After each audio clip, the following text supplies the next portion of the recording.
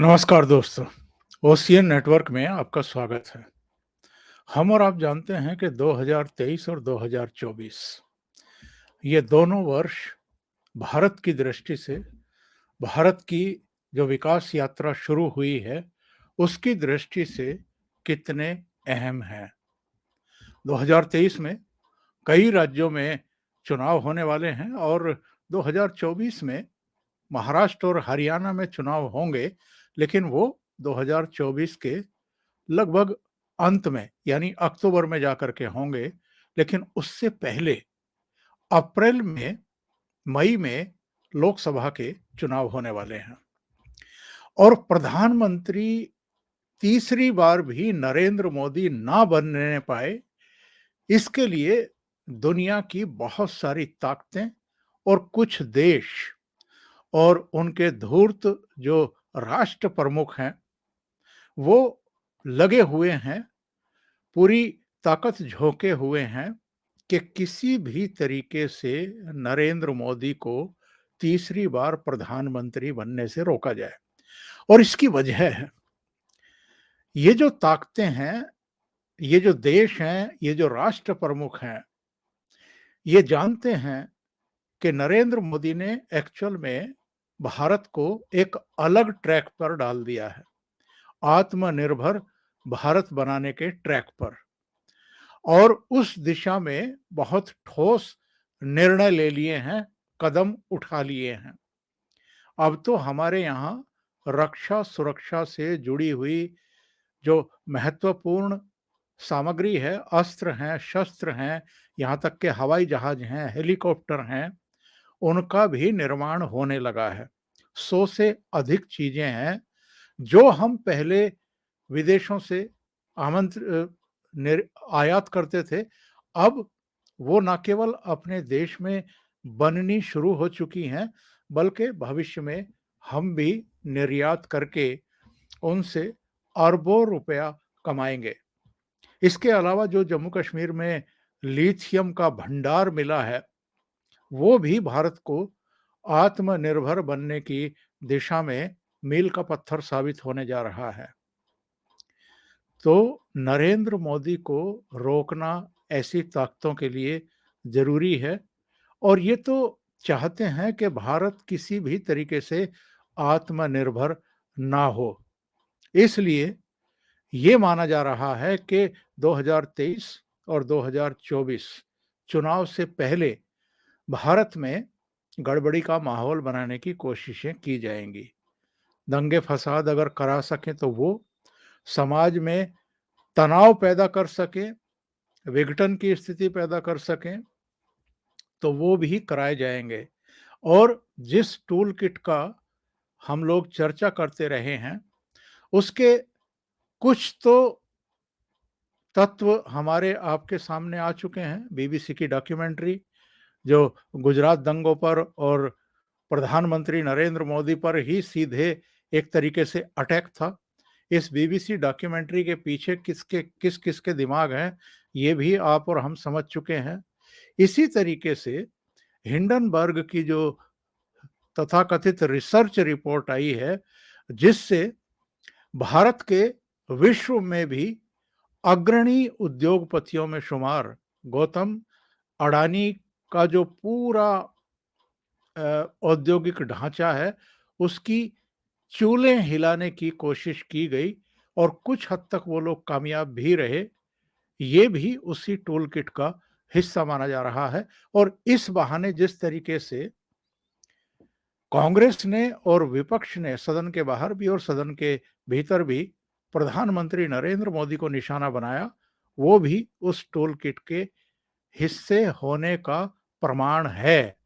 इसके अलावा ये भी माना जा रहा है कि राहुल गांधी की जो ये 5 महीने तक भारत जोड़ो यात्रा, ये कह कर के कि पूरे भारत में नफ़रत का माहौल है और हम भारत को जोड़ने के लिए ये सब कर रहे हैं, ये भी उसी का हिस्सा माना जा रहा है।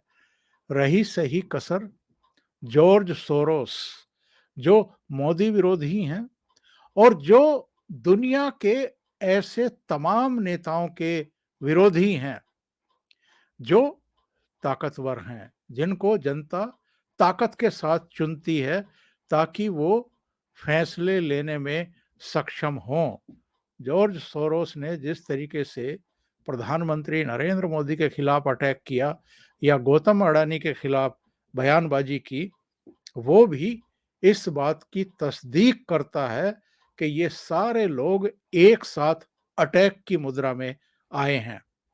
इसके अलावा पंजाब में जो जो घटनाएं इस समय हो रही हैं, वो भी इस बात की ओर इंगित करती हैं कि कुछ साजिशें हैं जिनको फिर से जमीन पर उतारने की कोशिशें हो रही हैं। खालिस्तान का राग नए सिरे से अलापा जाना, दुबई से चल कर के अचानक पंजाब में अमृतपाल का प्रकट होना और गुरु ग्रंथ साहब की ओट लेकर के भारी भीड़ को अमृतसर के अजनाला पुलिस स्टेशन तक ले जाना और उनका एक साथी जो गिरफ्तार हुआ था, जिसको जेल भेजा गया था, उसको रिहा करवाना, ये शो करना कि खालिस्तान का जो आइडिया है वो सही है। इसके लिए एक प्रचार अभियान शुरू करना, लोगों को बरगलाना, ये सब शो करते हैं कि 2023 में जो ये सब नाटक नौटंकी शुरू हुई है पंजाब में, इसको ये 2024 तक और परवान चढ़ाने की कोशिश करेंगे। मत भूलिए, सितंबर 2023 में भारत में G20 देशों का समिट होने जा रहा है, जिसकी अध्यक्षता इस समय भारत के पास है, यानी प्रधानमंत्री नरेंद्र मोदी उसकी अध्यक्षता करने वाले हैं। दुनिया के तमाम ताकतवर जो नेता हैं, वो सितंबर 2023 में दिल्ली पहुंचेंगे और भारत भी प्रयास कर रहा है कि जो हमारे पर्यटन स्थल हैं, जो हमारे आस्था के केंद्र हैं, या जो ऐसी जगहें हैं जिनसे अभी दुनिया परिचित नहीं है पूरी तरीके से और जो पर्यटन की दृष्टि से और दूसरी दृष्टि से बेहद महत्वपूर्ण हो सकती हैं, उनको ठीक तरीके से विकसित किया जाए और दुनिया के समक्ष प्रस्तुत किया जाए। इसके अलावा दिल्ली में बहुत सारे इस समय प्रोजेक्ट उन पर काम चल रहा है, दिल्ली को चमकाने की कोशिश हो रही है। जहां-जहां इससे रिलेटेड प्रोग्राम हो रहे हैं, करीब-करीब 200 प्रोग्राम सितंबर तक होंगे भारत के अलग-अलग हिस्सों में, तो उनके ज़रिए भी एक माहौल बनाने की कोशिश हो रही है। शक्तिशाली भारत, आत्मनिर्भर भारत, विकसित होने की दिशा में तेज कदम बढ़ाता हुआ भारत। 5वीं बड़ी अर्थव्यवस्था दुनिया की भारत अभी हाल में बना है और वो ब्रिटेन को पीछे खिसका करके बना है। तो ब्रिटेन के और कुछ दूसरे देशों के पेट में दर्द उठ रहा है, मरोड़ उठ रही है, वो भी हम और आप बहुत अच्छे तरीके से देख रहे हैं और अनुभव कर रहे हैं। इसके अलावा जो भ्रष्टाचारी हैं, वो चाहे पॉलिटिशियन हों या दूसरे क्षेत्रों से हों, उन पर जिस तरीके से इधर सेंट्रल एजेंसीज शिकंजा कस रही हैं, उसकी वजह से भी जो हमारे परंपरागत राजनीतिक दल हैं और जो उनके नेता हैं, जिस तरह की वो राजनीति करते रहे हैं और भ्रष्टाचार भी उनके साथ-साथ पलता पुसता रहा है और वो भी बहुत मोटी कमाई करते रहे हैं, लूट करते रहे हैं। ऐसे लोगों पर भी अब सेंट्रल एजेंसियां चूंकि शिकंजा कस रही हैं, इसलिए एक माहौल बनाने की कोशिश देश के भीतर और देश के बाहर ये प्रचारित किया जा रहा है कि जैसे नरेंद्र मोदी अपने राजनीतिक विरोधियों को हतोत्साहित कर रहे हैं, उनको दबा रहे हैं और चूंकि 2024 के चुनाव में और 2023 में भी जहां-जहां विधानसभा के चुनाव होने वाले हैं, वो नरेंद्र मोदी और भारतीय जनता पार्टी के लिए एक चुनौती बन सकते हैं, इसलिए उनको दबाने की कोशिश हो रही है, उनको जेलों में डालने का प्लान बनाया गया है। ये एक आबो-हवा बनाने की कोशिश है, एक परसेप्शन क्रिएट करने की कोशिश है। और आप बहुत अच्छे तरीके से जानते हैं कि चाहे नेशनल हेराल्ड वाला मामला हो जिसमें राहुल गांधी और सोनिया गांधी से ईडी ऑलरेडी पूछताछ कर चुकी है, चाहे अरविंद केजरीवाल, उनके संगी साथी, पहले सत्येंद्र जैन जेल में गए और वो 15-16 का मामला था, हवाला से रिलेटेड मामला था, वो काले को सफ़ेद करने वाला मामला था, दिल्ली के आसपास ज़मीनें खरीदने का मामला था, जिसमें वो अंदर गए हैं। उनको ज़मानत नहीं मिल रही है। अभी इनके जो डिप्टी हैं, मनीष सिसोदिया, उनको सीबीआई ने गिरफ्तार किया है, उनके खिलाफ भी पुख्ता सबूत हैं। और जो मनीष सिसोदिया ने नई आबकारी नीति में गड़बड़ी की है, भ्रष्टाचार किया है, उसके तार अब मुख्यमंत्री अरविंद केजरीवाल से भी जुड़ रहे हैं।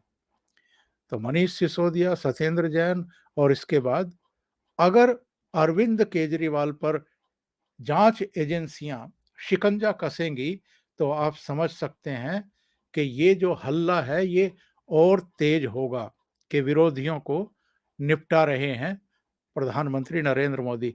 महाराष्ट्र में जो कार्रवाइयां हुई थी सेंट्रल एजेंसियों के द्वारा, वो हमारे आपके सामने हैं। अनिल देशमुख का मामला हो, नवाब मलिक का मामला हो, संजय राउत का मामला हो, या कुछ डेवलपर हों जिनको अभी भी जमानतें नहीं मिली हैं, जो अभी भी जेल में हैं। पश्चिम बंगाल का मामला हो, जिसमें ममता बनर्जी के करीबी पार्थ चटर्जी और उनकी जो निकट सहयोगी थी, वो दोनों जेल भेजे गए थे। एक और ममता बनर्जी का करीबी तस्करी के मामले में, पशु तस्करी के मामले में अंदर भेजा गया।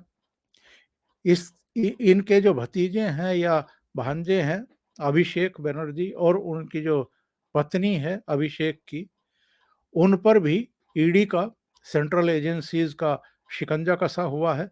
अलग अलग राज्यों में इस तरह के शिकंजे कसे जा रहे हैं।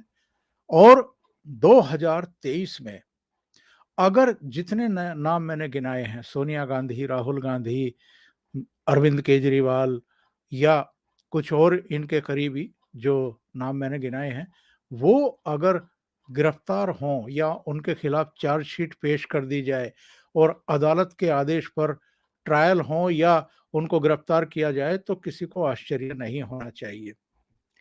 इसके अलावा सबकी निगाहें इस पर टिकी हुई हैं कि कॉमन सिविल कोड क्या पेश किया जाएगा, क्या लागू किया जाएगा, क्या जो अलग अलग ये कोड चल रहे हैं हमारे देश में, पर्सनल लॉ बोर्ड और जो दूसरे तमाम काम कर रहे हैं, और जिसके बारे में सुप्रीम कोर्ट भी चिंता जाहिर कर चुका है और ये कह भी चुका है केंद्र से कि आप कब कॉमन सिविल कोड लेकर के आएंगे, क्योंकि सब पर एक ही कानून लागू होना चाहिए, जिसका के विरोध भी होता रहा है अलग अलग पॉलिटिकल पार्टियों से भी, और कुछ जो खास तौर से मुसलमानों की राजनीति करते रहे हैं, असदुद्दीन ओवैसी जैसे चेहरे, उनकी तरफ से।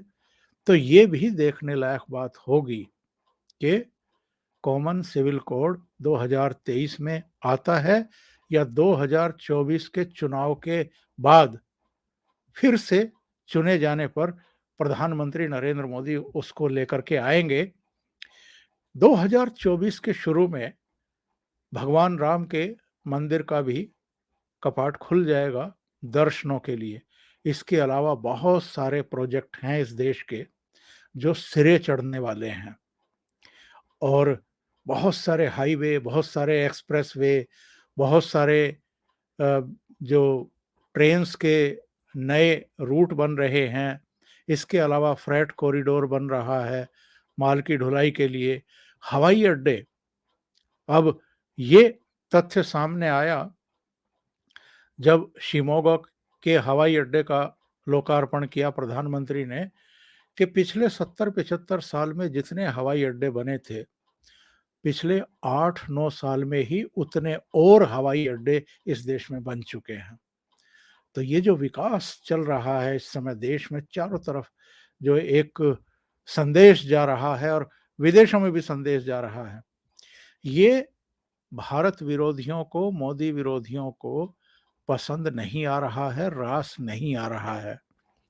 इसलिए तरह तरह के जो हथकंडे हैं वो अपनाने की इस समय प्रक्रिया चल रही है और ये सरकार के लिए निश्चित रूप से एक बहुत बड़ी चुनौती होगी कि 2024 के लोकसभा चुनाव तक ये जो राष्ट्र विरोधी ताकतें हैं, ये विदेशों में बैठी हुई ताकतों के इशारे पर कुछ ऐसा ना करने पाएँ, जिससे यहाँ का माहौल खराब हो।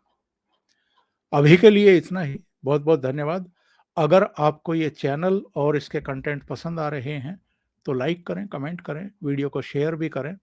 अभी तक अगर आपने ये चैनल सब्सक्राइब नहीं किया है, तो सब्सक्राइब कर लें और साथ में लगे बेल आइकॉन को दबा दें, ताकि आगे आने वाले वीडियो और उनके नोटिफ़िकेशन आप तक पहुँचते रहें। बहुत-बहुत धन्यवाद। नमस्कार।